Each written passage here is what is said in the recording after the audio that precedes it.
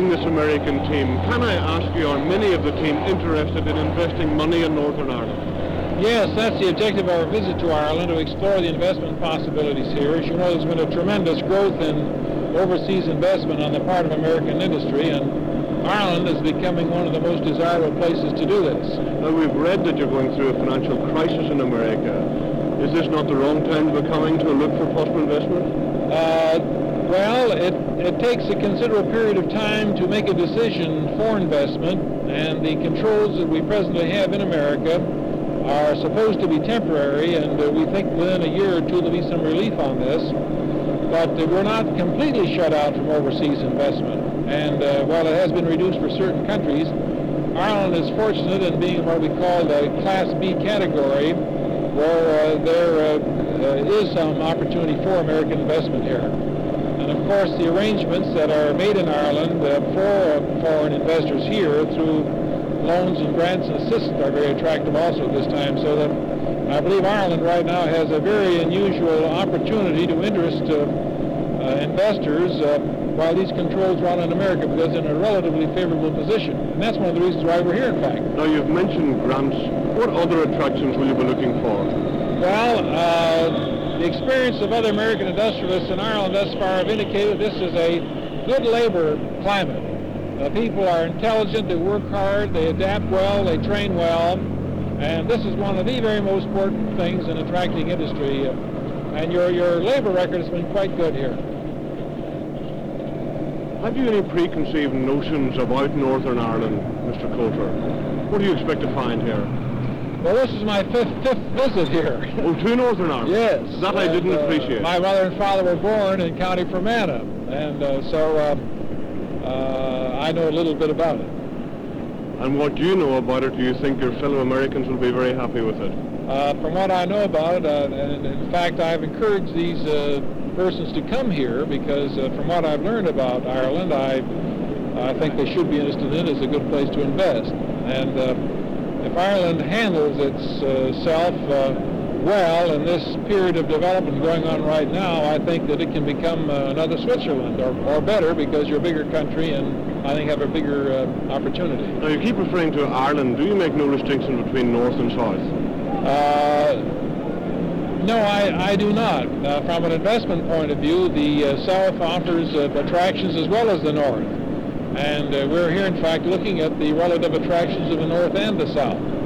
I know, well, I've spent the last week looking at the South. We're going to spend this week looking at the North. And this is the objective of our visit, to visit the North and the South. But to us in America, it's all Ireland.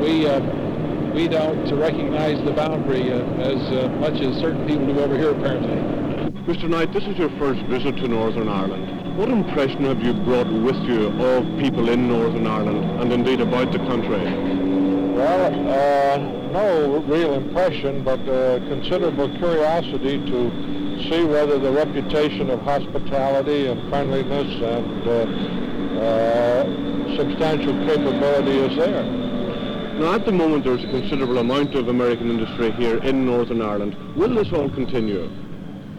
I see no reason why not only American, but other countries should not be interested in Northern Ireland as a location for a profitable, constructive business in the future. What makes you say that, Mr. Knight? Well, in the first place, I think Ireland is one of the countries that still has a substantial untapped labor force which can be trained. However, it must continue to develop technical people so that they also can participate and provide the necessary talent for the requirements of industry. I think another important thing is that the Irish people themselves participate in the ownership and development of these industries, and not just to have satellite non-resident owners of the industrial plants here who are making only to produce a product which is not useful to Ireland. Mr. Coulter, there already is an awful lot of American industry in Northern Ireland. Can we expect a further influx? Well, I wouldn't like to speak for the rest of the industries in our country, but certainly that's the general purpose of our mission, is to determine whether it's possible for us to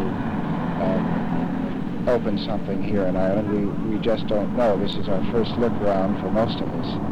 And we are enthusiastic about the possibilities, but we won't know until we have really had an opportunity to look further and discuss details with your officials.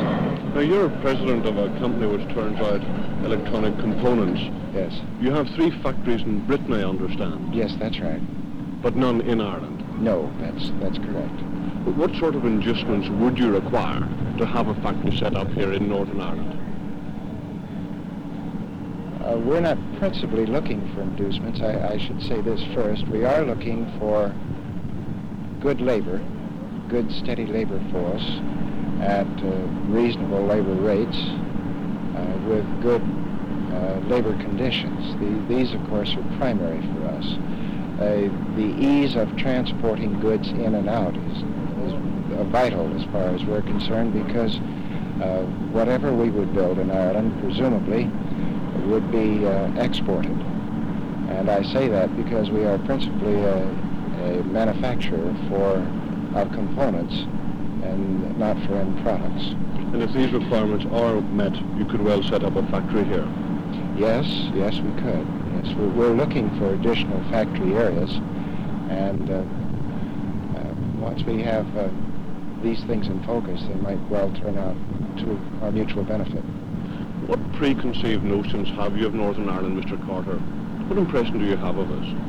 I have no preconceived notions whatsoever, except that it's an eager country, one that's growing, and from the little that I've heard, and that frankly hasn't been too much, what I've been able to read on your country, a very progressive country. Mr. Coulter, thank you very much, sir. Thank you.